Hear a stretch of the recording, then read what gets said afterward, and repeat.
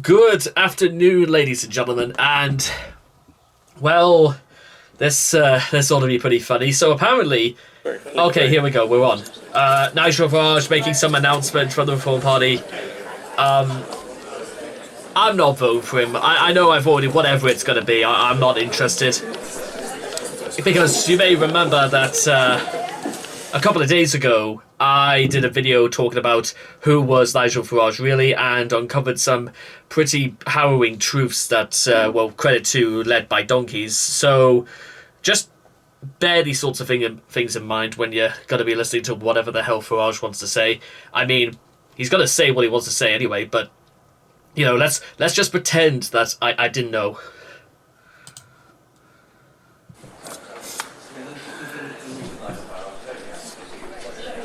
What could possibly go wrong?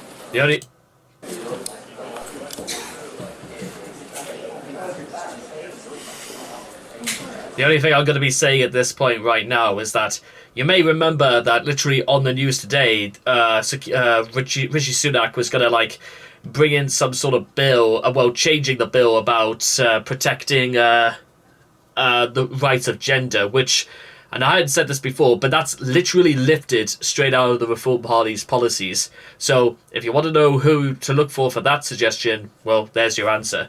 That's how desperate I know the Conservatives have gotten themselves into, is that they're literally resorting to stealing ideas just so that they can actually safeguard some votes from Reform, because the Tories are going to be losing it from all sides, from Labour, from the SNP, from the Lib Dems, the Independents, the Greens, and the Reforms.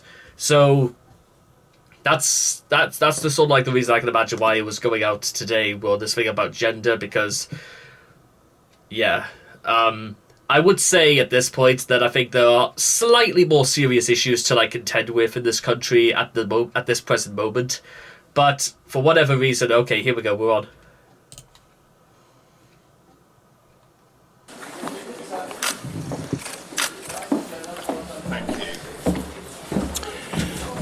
Hello, ladies and gentlemen. A very good afternoon to you. Thank you very much indeed for coming this afternoon at very short notice. I'm Dr. David Bull. I'm Deputy Leader of Reform UK.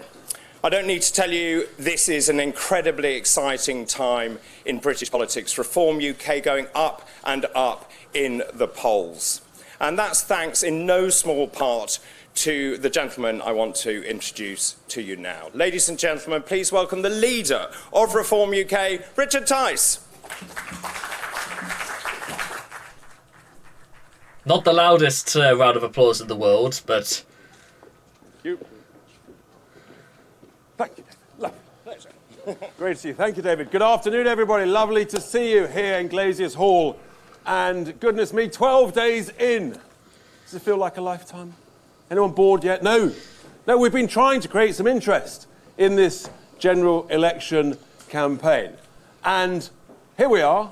Everyone thought that Reform UK, that we'd get squeezed out. That was the Prime Minister's and the Tories' strategy. They said, well, let's try and squeeze Reform down. Well, it's interesting, isn't it? What's happening to the polls? Are we going down? Are we holding? No. We're going up. Yes, totally contrary to the Tories' plans. Actually, we're going up in the polls. And that's because we've been talking about what the country wants to talk about.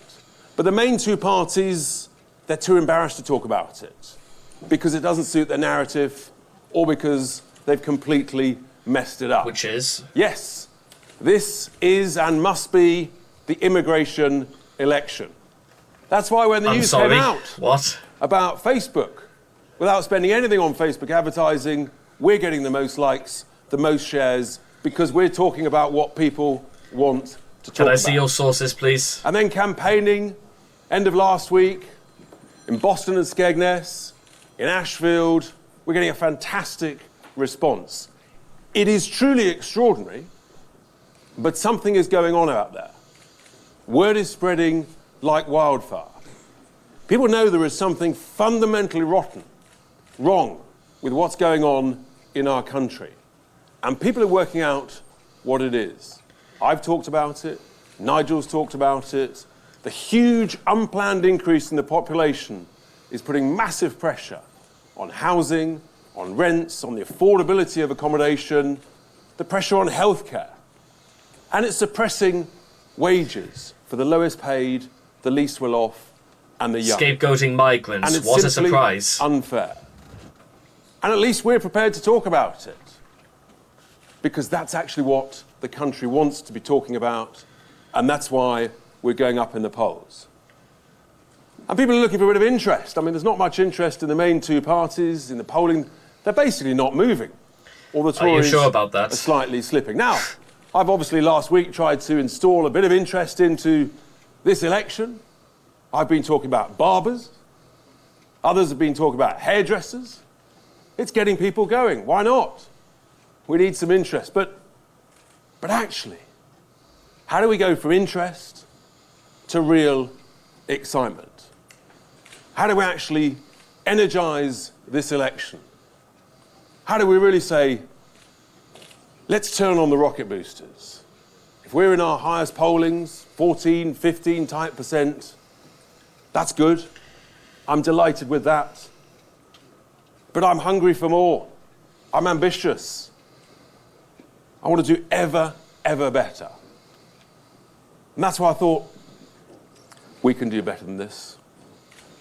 We can go from 5th gear through to 6th gear. This is a fossil-fueled car, by the way. You haven't even come out of neutral yet, seventh Richard. gear. How What can about you eighth talk gear? about 8 gears? What about turning on, how do we turn on the turbo boosters, the rocket chargers to this campaign? And as people know, I wanted Nigel to be able to give us They much haven't even turned the engine energy and off yet. effort They haven't been given the and keys. commitment to this campaign as he felt able to do. Now, Sunak thought he'd got one ahead of us, and everyone fell for it. I thought, no, let's get some real excitement into that campaign. So the big question is, does Nigel want to stand? I've got a different question. And I think this may drive and excite and enthuse ever more action, ever more boost to Reform UK. Get on with it, Richard. I thought, well, actually, what I'd really like is to invite Nigel to be leader of Reform UK. And to my absolute delight, he accepted. Oh, And so that's what okay. the plan is. And that's why I'm delighted to welcome my very good friend, Nigel, to the stage to take us forward from here. Thank you very much indeed. Right, okay. So, right, you're Very, very good. leader of Reform, right.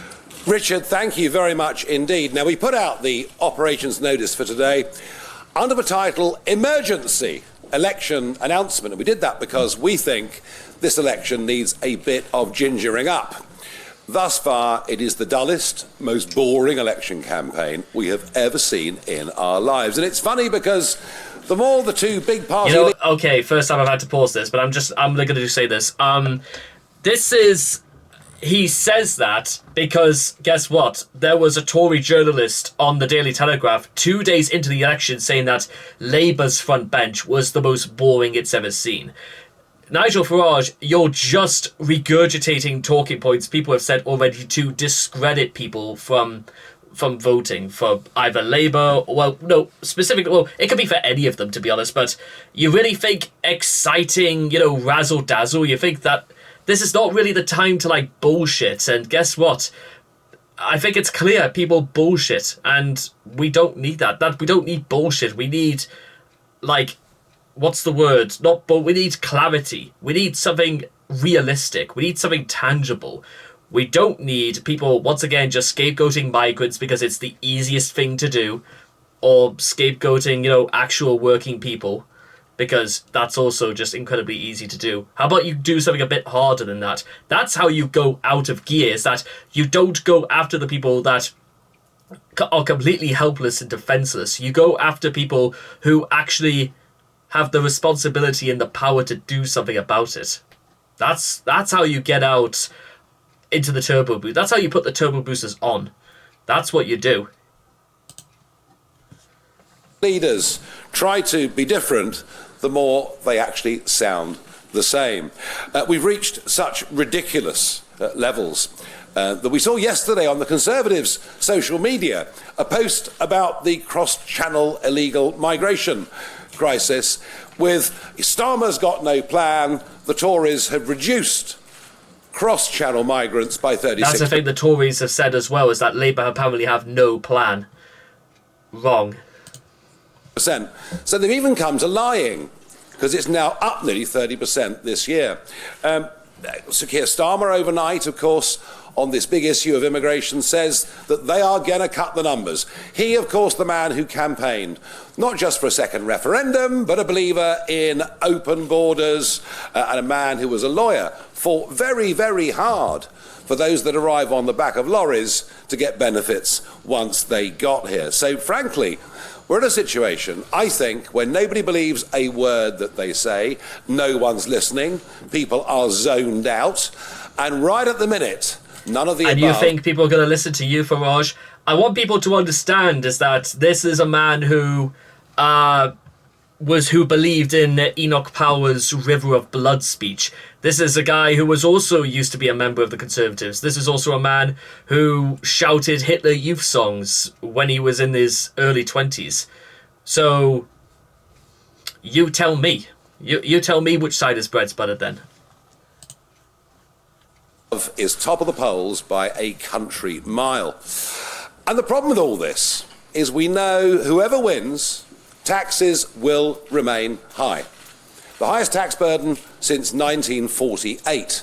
Everyone's promising not to put taxes up, but nobody talks about reducing the tax burden. We also know that our people are getting poorer. Yes, we had growth in the economy. The last set of figures were slightly better than before. GDP, they call it. We must all bow down to the god of GDP. Please don't tell me that YouTube literally decided to just... Oh, no. In fact, the more we have, the better the GDP numbers are, because there are more people in the country. But what about GDP per person, per capita? It went down by almost 0.7% over the last year. So we know that taxes will stay high. We know that mass immigration will continue, regardless of which party wins power. We know that people will get poorer, but we also know that crime, or fear of crime, will get worse. London, even the wealthier parts of London, have been transformed over the course of the last few years. Crime is so bad now that people generally don't even bother to report it. But it's okay, you can go shoplifting. That's not really true, is that I remember many occasions where literally I had to call 999 or, whenever there was like issues when I tried to get home. And I worked in like pretty rough areas before and stuff like that, and it didn't stop me calling the police or seeing other people call the police. So I hardly like to imagine, oh wait, that's right, because he's talking about London, because Nigel Farage totally knows what goes on outside of London as well. What about in places like, I don't know, Bristol or, Coventry or Cumbria or Liverpool? Has Nigel Farage ever been to those cities? Does he know what the figures are like there for crime? I somehow doubt it, don't you? Mind you, with that being said, the last time Nigel Farage was in Newcastle, I don't think he's going to start lecturing us about people calling the police. No way, Jose. And nick up to 200 quid's worth of kit before anybody is even going to prosecute you. And these are all symptoms of a country that actually is in decline. We're in economic decline in relative terms. Oh, sure, we're doing better than our former partners in the European Union, but we're massively behind America and many other parts of the world. We're in social decline. Yeah, that's the thing as well. They're saying that we're doing better than other European, but are we though? Because I don't know, Nigel. No. I'm sorry, but again, I'm not ashamed to admit this. I voted to remain in the EU. It was the first time I was ever given the chance to actually vote, and it was to stay in the EU. And we're nearly 8 years down the line, and nothing in my mind has convinced me that anything has been delivered or anything has actually been promised. I don't understand why Farage is trying to kid himself and us that things are better than before. Well, guess what? They're not. But just like Farage, he'll just continue to scapegoat other people, thinking that it's their fault and stuff like that. And we're actually in a form of moral decline. We've forgotten who we are as a country. Okay, maybe that's the first thing. He's kind of yes and no, because the Tories want you to believe that nobody should have core morals. They don't like trade unions very much. They don't want you to actually have any sort of like self-respect or power whatsoever. But are you really trying to tell me Reform Party is like any different to this? Or what about, and bear in mind, when I say Reform isn't any better than this, it doesn't matter to the Reform Party if you're black, white, anything like that. They hate you just the same, because they don't like people who to form trade unions as well. I am utterly convinced by this theory as well. So they're trying to pull the wool over your eyes, saying that if you abolish migration and immigration, then you've abolished poverty and crime. But as we know, all of this talk has led to surprisingly small results. And it also leads to some BS about people not reporting crime and moral decline. You want to know why the morality is so low? Well, from my definition of why morality is so low, it's because people allow other people to get away with it. If you want to prosecute people for, let's say, shoplifting or assault, then you've got to follow through with it. You've got to really, really push it to have people, face justice and to be punished, and for them to accept the consequences of their actions. As far as we can tell, those at the very top appear to be the only exception to the rule. So the train of pattern goes as that as long as you can get away with it, that's all that matters. People, and that's the sort of country we need, like, this attitude to, like, stop. We need people to accept the responsibilities of their actions. James Daly, for example. You know what James Daly did? He was the Conservative MP who tipped off to Greater Manchester Police about some nonsense about Angela Rayner's tax about a flat for so many years ago, and Greater Manchester Police a week ago completely dropped the investigation because Angela Rayner was absolutely in the clear. Anybody else, and I've heard that Angela Rayner, among other people, Carol Vorderman asked whether or not Angela Rayner was going to get in touch with the police and have James Daly done for wasting police time. Stuff like that. Very impassioned speech by Keir Starmer this morning about D-Day, and he talked about his own brother serving on HMS Antelope in the Falklands. And he spoke actually with a great degree of passion. But here's a little statistic that sums up what's been wrong with our ruling classes. On Thursday of this week, there'll be massive international commemorations of D-Day, something in which the British played an extraordinary part, something which we can be just immensely proud of in terms of what we were able to organise, able to do, and the courage that people showed. But can you believe a poll out last week showed that 52% of 18 to 34-year-olds don't even know what D-Day is. And that's bullshit. Nigel, I don't believe that statistic.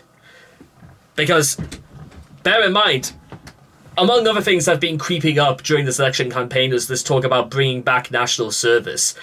I've been over this before about why they won't do it and why the army won't do it. And not just the army, but the RAF, the Navy, the rescue services, the Coast Guard, the police won't consider the option because it's a bullshit distraction. And this is like a bullshit distraction. Bear in mind, Nigel, I know this is like a wild concept for you, and I've said this many times, and I know the Reform Party don't like me very much for bringing this, but remember, 18 to 34-year-olds, Nigel, guess what? They have the power to vote. These are people that, in theory, you are relying on our support. You need us to vote you as well as those who are over 34. You're gonna need all the help you can get, Nigel. What you have to do is get out of this bubble in thinking that the young are just arrogant and they think that the only reason they are not going to vote for you is because they see you for what you are, Nigel Farage, which is a massive, massive racist. That's the reason people aren't going to like you, because guess what? People do not like voting for racists. We saw what's happened with Donald Trump. Even criminals who have been getting away with this stuff for years, they don't get away with it in the end. I know that Nigel Farage is right here and he's talking in his speech that he's now the leader of the Reform Party and how even at 63 or however old he is, he must feel on top of the world and he must feel so clever about scapegoating and patronizing young people. But I want to remind everybody, nobody, and I mean nobody, stays on top forever. So well done, Nigel Farage. Congratulations. You're not getting my vote, and to be honest, other people in this boat, they're probably not going to be voting for you either. Congratulations, you absolute moron. You've just doomed your campaign right there and then. Because, remember, because good, what else is he going to be saying? He'll only go after young people. I've sometimes wondered exactly why politicians feel the need to alienate themselves because they think it's the clever and right thing to do. It's not clever and it's not right. It's idiotic and it's nonsensical. Once again, ladies and gentlemen, politicians only get into power because they are elected. They are voted for. You don't win votes if people don't vote for you. And you come out with stuff like this. Also, on the context of who Nigel Farage is, there's also that. I'm sorry guys, but am I missing something here? Or am I going crazy? Because I feel like there's something bizarre going on here, but, let's keep going.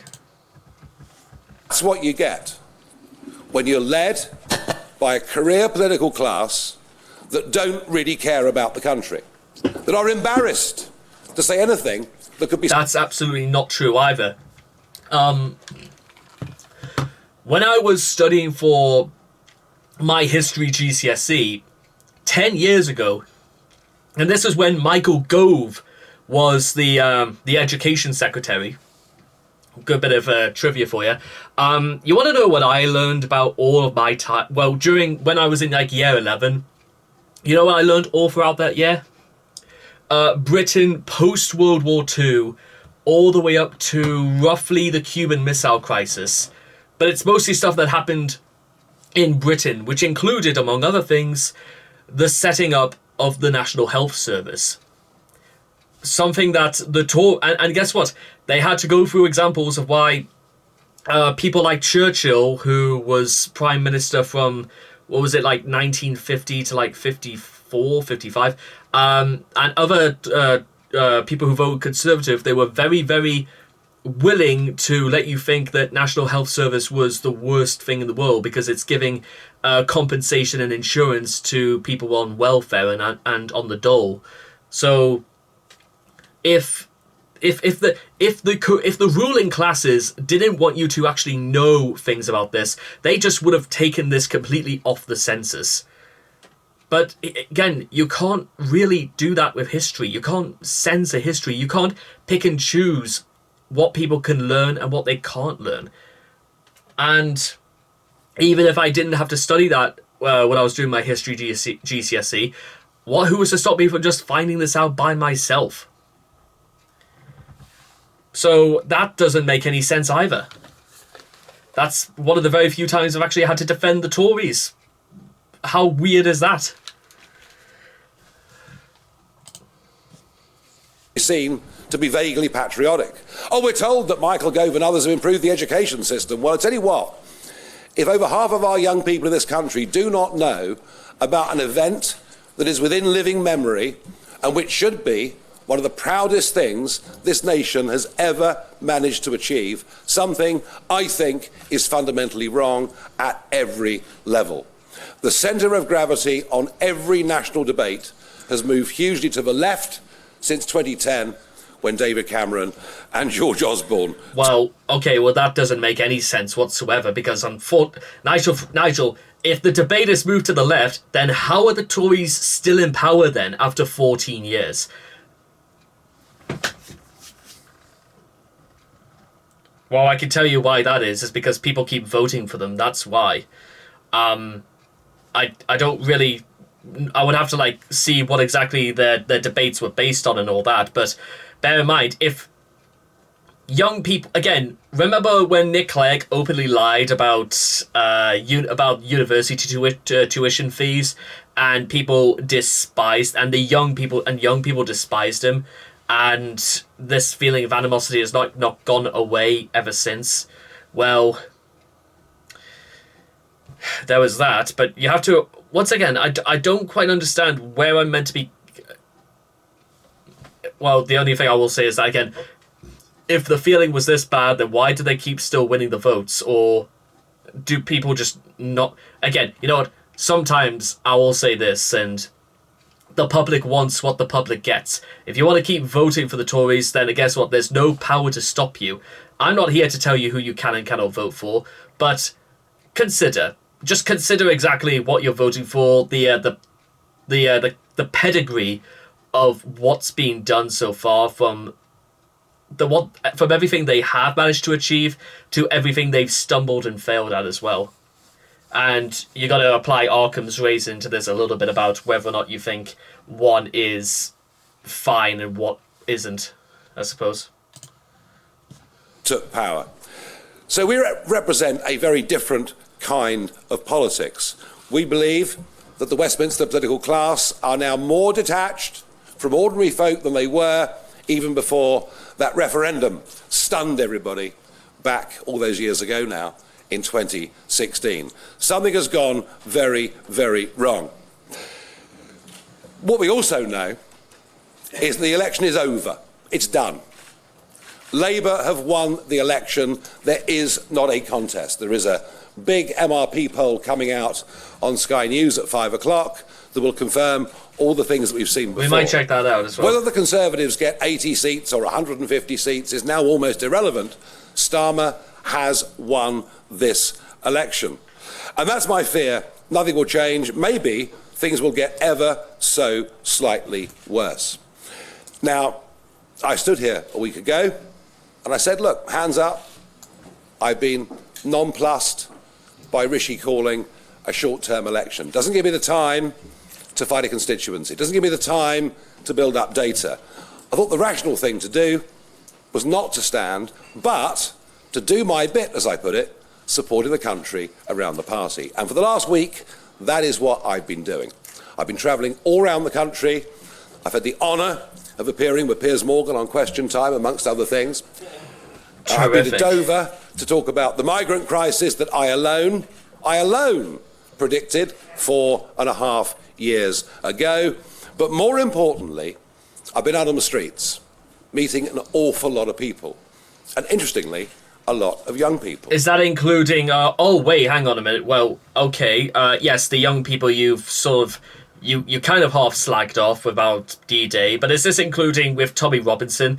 Oh, and also about that video about those two kids, they're like 11 and 10 years old, who were screaming completely appalling racist remarks and all that. Are those the sort of people you were talking about as well? Because, yes, I've seen that, and I couldn't, listen, to be honest, when it comes to those sorts of like hate marches, the last time I ever remember there was ever a hate march in Newcastle was in 2013 by the English Defence League, and I was just sort of very, very apathetic about the whole affair. In fact, I was. In fact, here's how far my apathy went for these people. Whatever. I just completely dismissed, ignored them. I wasn't playing into their bullshit. I wasn't even going to acknowledge them. Whatever. So let's see where Nigel's going with this, because, well, what Nigel's going to need a lot more than just the people he's been interacting with to vote for him. He's going to need a lot more than that. And I'll tell you this, and you won't have got this yet, and the pollsters won't yet have picked this up, but I promise you, after 30 years of experience in this game, something is happening out there. There is a rejection of the political class going on in this country in a way that has not been seen in modern times. But the other thing that really shook me in a way last week were the number of people coming up to me on the street saying, Nigel, why aren't you standing? And I gave my logical, rational reasons for it. But I couldn't help, after each exchange, I simply couldn't help feeling that somehow they felt I was letting them down. That I wasn't standing up for these people. People in their millions who've stood with me, in some cases, for many, many years. Election battles, referendums. And I guess I have been a champion for many of those people. I took the day off yesterday, had a normal day. Walked the dogs, did a bit of fishing, popped into the pub, you know, a normal sort of day, which gave me time to think and reflect. And I began to feel a terrible sense of guilt. Even if it is very difficult for me to find a parliamentary constituency, and it is hard. Hard to find guilt. I find that a little bit different. You know, contrary to what you'll hear on radio and television about how many times I see using elections as an effective pressure group to make our way through, and it is true. The one time I did stand and fight, the Conservative Party cheated against me in such a way that one of the party agents got a 9-month prison sentence, suspended. But of course the result stood. So all those things have been weighing on my mind. But difficult though it is, I can't let down those millions of people. I simply can't do it. It'd be wrong. So I have decided, I've changed my mind. It's allowed, you know. It's not always a sign of weakness. It could potentially be a sign of strength. So I am going to stand in this election. I'll be launching my candidacy at midday tomorrow in the Essex seaside town of Clacton. So midday tomorrow, Clacton, at the end of the pier. Don't fall off the pier. But hang on a minute. I don't understand this. So Nigel Farage says that Starmer's already won the election. So why is he Is it me, or does that not make sense? Nigel said he doesn't want to let people down, and he also says that Starmer's already won the election. So why is he going through with this? Nigel, I'm going to be completely honest with you, and I don't... That doesn't make any sense.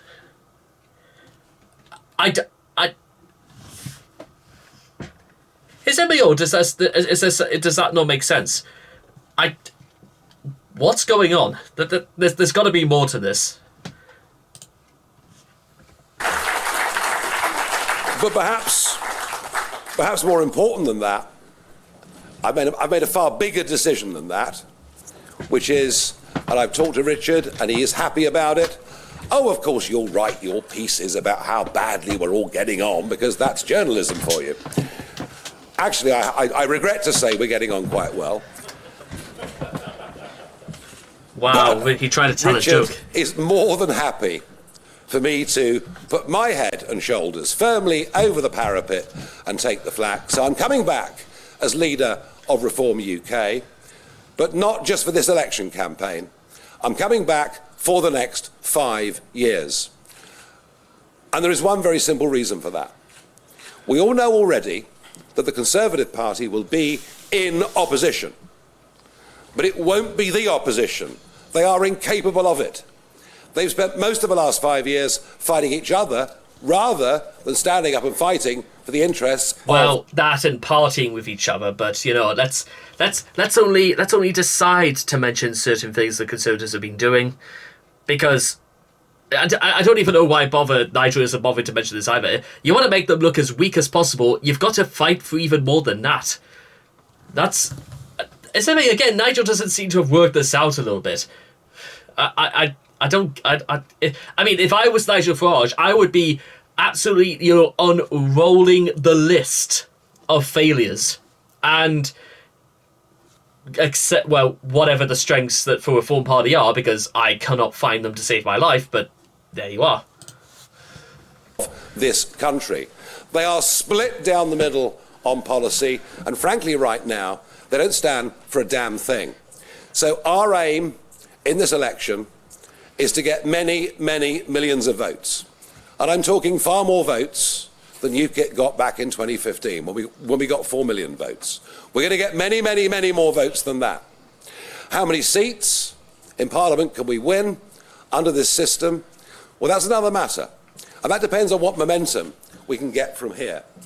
When people start to realise in the red wall, with Reform second to Labour, when they start to realise that actually in those seats, it's a Conservative vote that's a vote for Labour. It's a Conservative vote that is a wasted vote. Then I think we might just surprise everybody. And I know that you all think that our votes will simply come from the Conservatives and they'll get crushed. Believe me, this Conservative Party under Rishi Sunak, who nobody ever voted for, not even the Conservative Party members voted for, this party needs no help in being crushed. It's crushed itself already. And those people who already say they'll vote Reform, very few of them would go back to the Conservatives even if we stood down. So we are appealing to Conservative voters. We are appealing to Labour voters. And those commentators and journalists that are longer in the tooth might remember that in 2015, against all predictions, we took more votes from the Labour Party than we took from the Conservative Party. So Keir Starmer, yes, he'll win, but we're absolutely going to make sure his percentage is a lot smaller than it is now. Farage may say that, but I want people to understand is that, and I like Ed Miliband, I did, but if I'm being completely honest, Ed Miliband could have done with being much, much like tougher. He was kind of just, I don't want to say a little bit flimsy, but Ed Miliband could have done with trying to convince me a little bit more. And bear in mind, I couldn't even vote back in the 2015 election, but I don't think that's the thing Nigel needs to. I don't think Nigel's fully grasped yet is that Sir Keir Starmer is Sir Keir Starmer. He's not Ed Miliband, and he's certainly not Jeremy Corbyn. Just in case he didn't know. But perhaps above all, what we're appealing to. Actually, never, no. Because here's another thing that I think Nigel Farage has seemed to have completely overlooked. It's everybody else in the Labour Party as well. Let's go through the list, shall we? Jess Phillips, Diane Abbott, Rachel Reeves, Angela Rayner, the deputy leader to Labour. Just 4 people literally right off the back right there. And you really trying to tell me, Nigel, that you're going to stand a chance with these? I know people aren't particularly very convinced about, well, they've got very, very mixed things about Diane Abbott, but guess what? Angela Rayner absolutely managed to sort... it was just like I told you.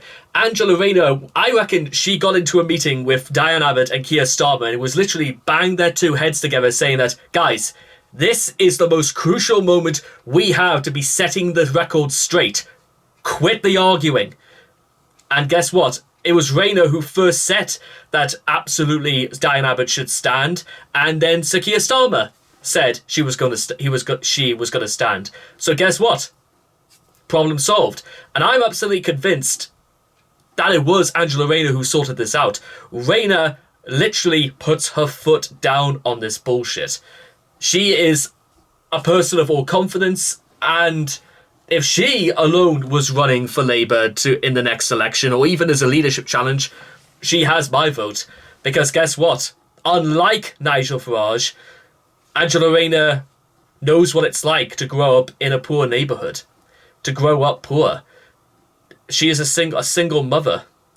She defends her family. She defends her kids. She defends the rights of others, those who almost can't afford to do it themselves. Angela Rayner knows this. She's lived it. She knows the story inside and out. And I know people like Angela Rayner as well. When I was in school, when I was taught by people who probably they took inspiration from, and, well, Nigel Farage is certainly not that. And neither's... That's the thing I don't think Nigel Farage is, like, fully worked out yet, is that he thinks that the election is, like, that that Sir Keir Starmer is going to, like, have a lot of votes lost and all that, but how does he know this? How does he even know that the Tories will lose in this election? How does he even know that, again, reform looks any better in the eyes? Who is going to vote for Nigel Farage, who has had a long, complicated history of racism at a young age, and for quoting men like Enoch Powell, and who hates everybody else with a passion? I know I've said before they scapegoat migrants, working class people, people who work in the trade unionists and stuff like that. And, well, guess what? Labour don't do this. Because, guess what? The core principle is for the many and not the few. And Nigel Farage is on a very small boat called reform. And guess what? There's a lot more people in this country, people who know what D-Day is, and people who absolutely have the right to decide. And once again, it's not for me to tell you guys what to do. I know I do not have that... What's that? You seen the news? Yes, I have. Yeah, I'm talking about it, So, good luck with that. Who intend not to vote because they don't believe there's anybody within the Westminster establishment that actually stands up for them.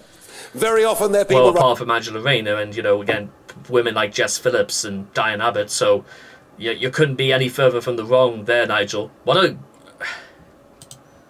small businesses, acting as sole traders. They run a plumbing company. They run a taxi company. Whatever it is.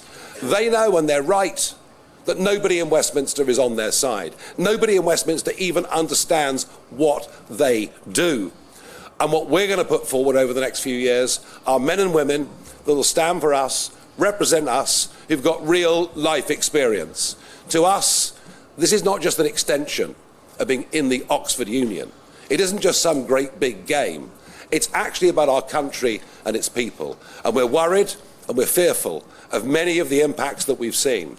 We find what happened after those local elections just a few weeks ago, of candidates winning in Leeds, in Burnley, in Bradford and elsewhere, standing, shouting, Allahu Akbar, standing, shouting, we are coming to get you. The birth of sectarian politics in our country, caused by massively irresponsible immigration policies. And it was the Labour Party that opened the door. And who would have believed that a Conservative Party would have accelerated it? To anyone that says to me, well, surely you won't stand against Bill Bloggs, because he's a really good bloke and he was a Brexiteer, the answer is 2.4 million. 2.4 million people this Conservative government have allowed to settle in the UK in the course of the last 2 years. So whether Bill Bloggs is a good bloke or not, he has actually been part of what is a massive betrayal of 17.4 million people who voted Brexit. They voted yes to get back our independence, but they absolutely voted to get back control of our borders. And Richard said earlier that this is the immigration election. Well, it is. We have to build a new house every 2 minutes just to accommodate those that are legally coming in to Britain. The impact on the health service, the impact on infrastructure, on everything else. We have to get a grip. It is the major issue of our times. The population explosion has devalued the life of ordinary Britons in just the most extraordinary way. And even if those in Westminster don't know it, I promise you that those outside of it do. Now, I want to pay tribute to Richard, who has kept this party going during times when he was told there was no need for it. No need for it. Boris has an 80-seat majority, they're going to deliver Brexit, and everything that Brexit voters wanted. Well, Richard has kept this going at great personal cost in terms of time and money. I'm very pleased to say Richard, from this moment, is going to be chairman of this party, and I hope is going to spend as much time in Boston and Skegness whilst I'm taking the flak, so he can go up there and win that constituency. And I think... Well, once again, I'll just say this, because I know that, again, it's not really something that's... I know Nigel definitely doesn't want to hear, but sometimes hope can be a foolish thing. Sad but true. Back, actually, in Boston, Richard, to 2015, when UKIP put up a 21-year-old candidate who was a bit green, to say the least.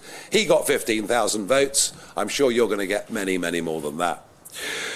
So the really big message here is, what I'm really calling for, and what I intend to lead, is a political revolt.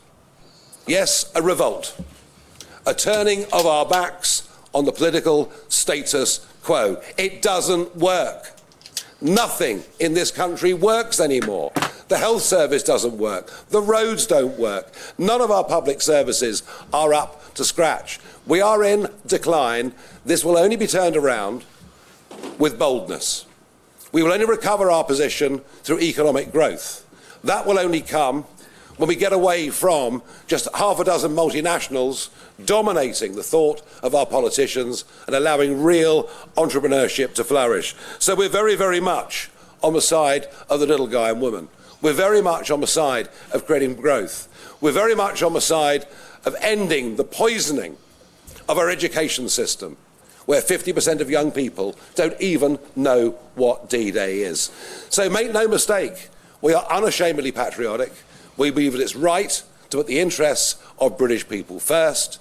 We believe Brexit needs to be implemented properly, and we are going to be the voice of opposition.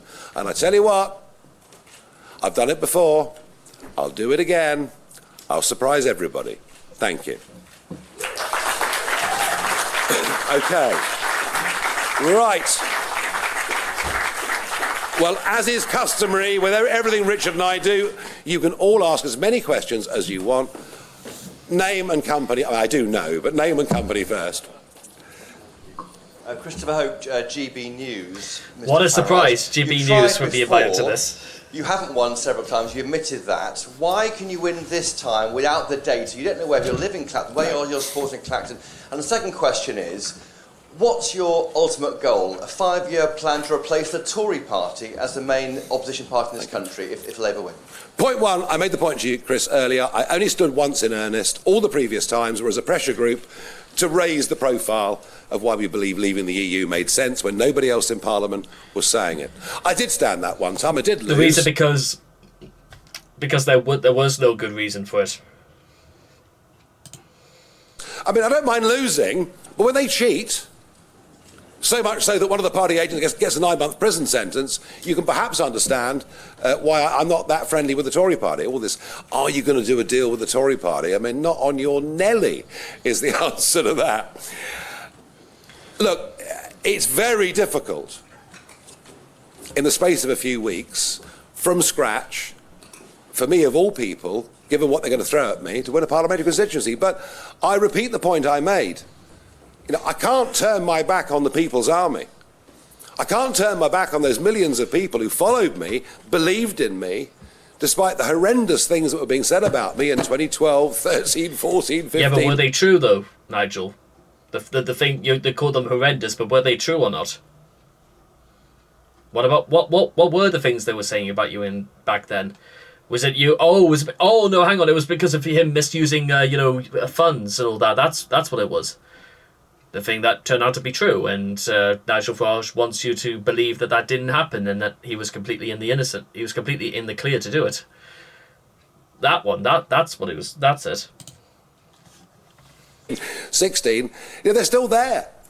They're still there. And they want someone to believe in. But you can add to that a younger cohort. I said earlier, Richard said the same, something is going on. Isn't it amazing? We haven't spent a bean on Facebook pushes or advertising, and yet of the top 50 most liked posts on Facebook in the first week of the campaign, 32 are reform. Even the Today programme, what a shame Nick Robinson's not here, it really is. But even the Today programme, doing a feature on TikTok this morning, saying just how many young people are saying vote reform. We're not putting money into it. This is happening organically. Something remarkable is going on. The one prediction I'll make, Chris, is we will get many, many more votes than the 4 million that UKIP got in 2015. Many, many more votes. We will win seats. I don't know how many. The crucial part of this campaign will be getting those people who are saying now they'll vote Labour, but I suspect in many cases that's through disgust, to vote for something they really believe in. And the plan, look, we're a very new party. This election at short notice, look, we're not making any bones about it. It's damn difficult. But just because something's difficult doesn't stop you doing it. The real plan is to be the opposition party in the next parliament and the biggest party at the 2029 general election. That is the ambition. Simple as. Very much. Andy Bell, 5 News. Nigel Farage, haven't you just made Keir Starmer the happiest guy in British politics right now because you've just ensured that a whole lot of Conservative seats that might have stayed Conservative will not be Conservative next time around? Exactly the same question I was asked in 2015. Exactly the same question. Oh, you'll damage the Tories' hopes, and we took more votes from Labour than we took from the Conservatives. And you were all wrong. All of you were wrong in 2015. No is the answer. Those people currently saying they'll vote Reform won't vote Conservative. They've gone.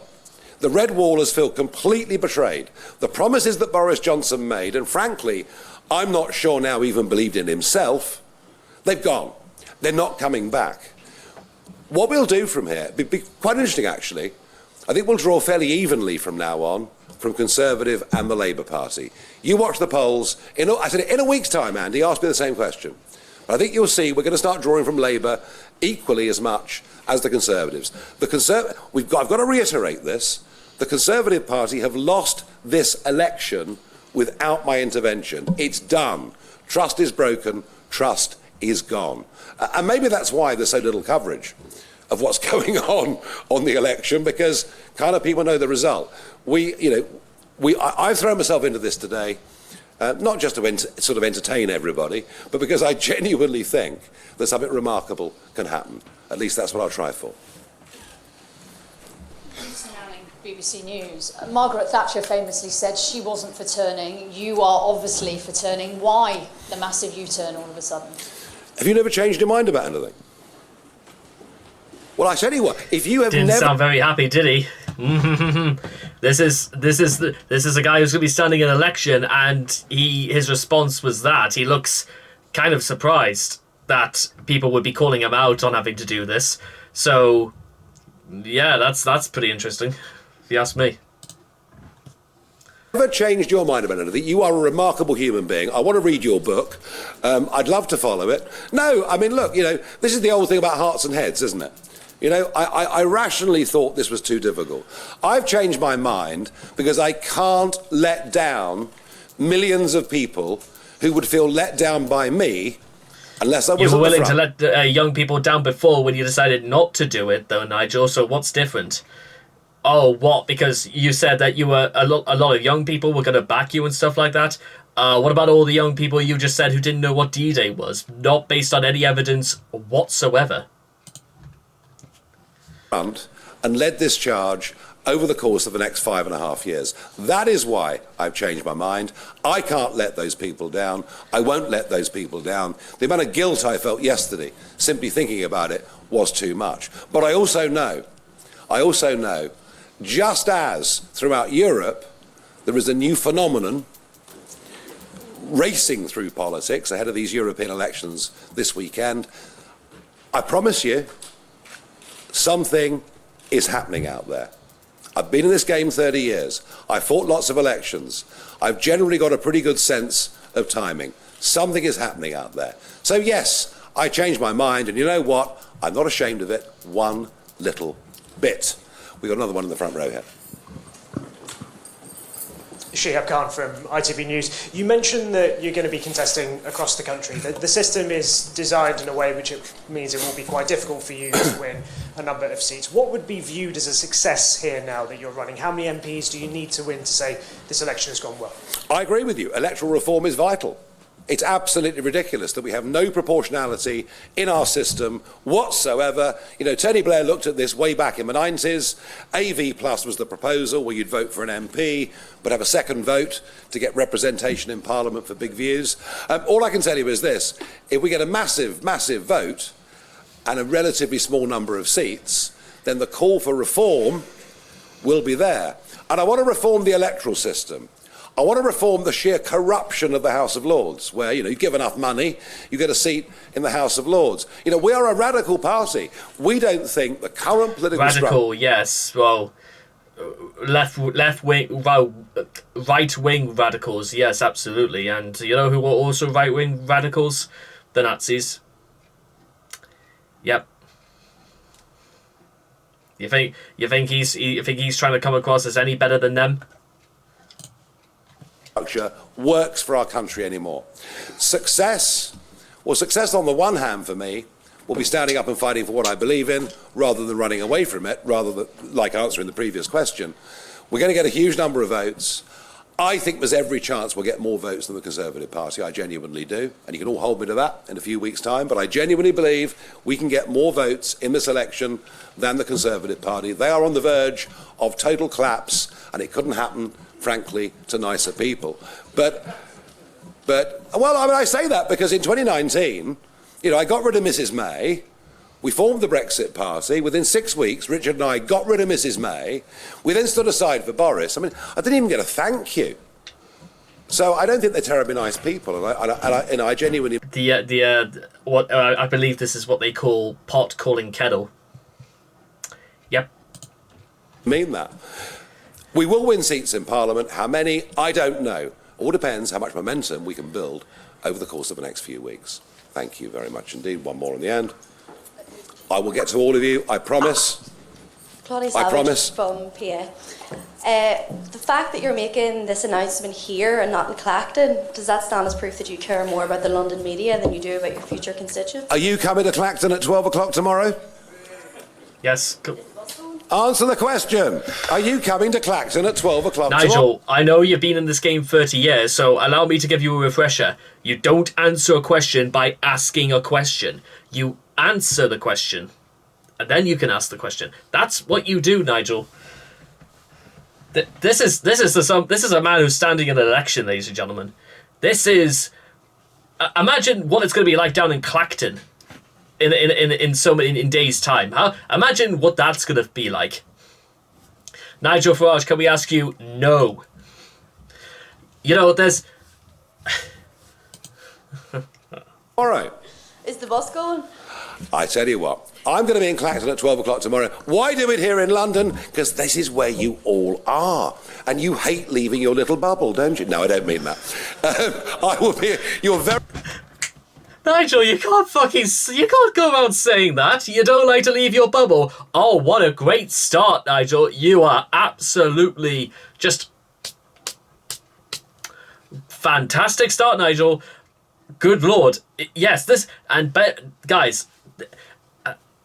once again, this is what happens when your 30 years, your policies, your character, this is what happens when they are held up to the light. This is when you are put on the spot. Because you have a responsibility now, and your responsibility was I'm not going to answer your question. You are going to answer mine. Yeah, and it's not my fault. It's your fault. I didn't get a thank you for getting rid of Theresa May. Jesus Christ! Like, really? And bear in mind that is this. By the way, this is Nigel Farage's interpretation of being exciting. They call Labour and they call the Labour boring. Are you impressed by this? Are you impressed by Nigel Farage by being entertaining and this razzle dazzle? Actually, razzle dazzle. That's probably the best way to describe this. This feels like a con, not a convention. A con. Good luck getting down to Clacton, because I don't particularly think they're gonna like. Does the Reform Party have like a lot of followers in Clacton? I don't really think. I never record, but I don't particularly think the people of Essex like Reform very much, because I think they've turned their tune towards Labour. So yeah, yeah. Very welcome to come to Clacton tomorrow. There's a very good Wetherspoons there. Now let's keep going. Lady there. Fuck Wetherspoons as well. Hi, Natasha Clark from LBC. When did you decide to make this decision? 2:00 yesterday afternoon. Whose decision was it? Yours or Richard Tice's? Well, ultimately, yes, no. It was my decision to say I'm going to put myself forward and say to Richard, are you happy with this? And he's more than happy with this. In fact, I think he's delighted with it, actually. So we've talked on and off about this, of course, for months. Call me old-fashioned, but maybe Richard Tice knew. Is Richard Tice playing a double game with this? I don't know. You tell me, because I don't think Nigel Farage looked like he even knew if he was making the right call by saying it was his decision. Questions. And I've been very reluctant to do this. Very reluctant. I mean, to be honest, I've been reluctant because I've actually rather enjoyed life at GB News. It's been a great job. You heard it right there. He preferred his time at GB News. So why is he going through with this? If he knows that there's something. Wait. Okay. So this is like really big. That's. Interesting. Best job I've ever had. I did enjoy your mob as well when I was there, but then again, you know, I got sacked, but I'm used to that. It happens quite regularly. No, I've loved being at GB News and doing a show 4 nights a week and doing extra stuff and travelling around the country and all of those things. So giving that up's not an easy thing. What was your plan to do this today, to come here today, to stand and to swap jobs with Richard Tice? That was your idea or his idea? Oh, I don't really understand the question. Was it a conversation that you guys had and you decided to do it together? Do you think, I mean, do you think he's been bullied and strong-armed or something? I mean, what are you suggesting? No, it's a very silly question. Never mind. Let's go on. No, I don't think that Richard Tice is being bullied and strong-armed. I think Richard Tice is very shrewd and very, very calculated. I think that I'm beginning to think Richard knew. I think Richard did this as a ploy to get rid of. Well, to say, look, Nigel, either get these millions of votes from Labour and the Red Wall and from Tories, or out you go. We will revolt against you, and out you go. What a silly. Play dumb games, win dumb prizes. Thank you. Kate McCann at Times Radio. Can I ask you if there was a particular moment? You mentioned meeting people and people saying they felt let down. Was there one interaction that really made this for you? And did you discuss it with Donald Trump? Did you seek his advice at all? And just finally, I believe you have a candidate already in Clacton, so what's going to happen to him? Thank you. Well, yeah, you're right. There is a candidate in Clacton, and, you know, that's he knew for many, many months that this was a possibility. For many, many months, this was a possibility. Not a probability, but a possibility. Did I discuss it? I think the Donald's got other things to be dealing with just at this moment in time. He's been rather busy, including joining TikTok and suddenly racing up to ridiculous numbers. Yeah, ridiculous numbers of years he's going to have to be serving in prison. oh, who am I kidding? We know that's not going to happen. As much as we know it feel like he should, and yeah. You know what? I will say is that as chaotic as all of this is going on, I can't help but get away from the large shadow of tensions in the US because of the whole hush money trial. There is one thing I kind of wanted to do a double check on, by the way. First, YouGov poll at 5 p.m. Okay, okay, here it is. I'm trying to actually find where it is. I'll make sure to like get it for you guys, because I feel like, I know they've only been speaking for about like 40 minutes, but it's now 5:05 here. YouGov poll UK election. Polls and surveys. Okay. Vote. Okay. Here we go. Voting intention: Conservative 18%, Labour 44%. And where does Reform UK?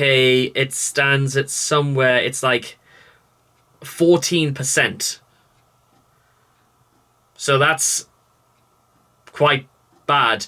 They're only, however, they are only in third place because Lib Dems are only at 9%. Green Party is at what's that, 6%, and then literally it's the SNP is only at like 3%.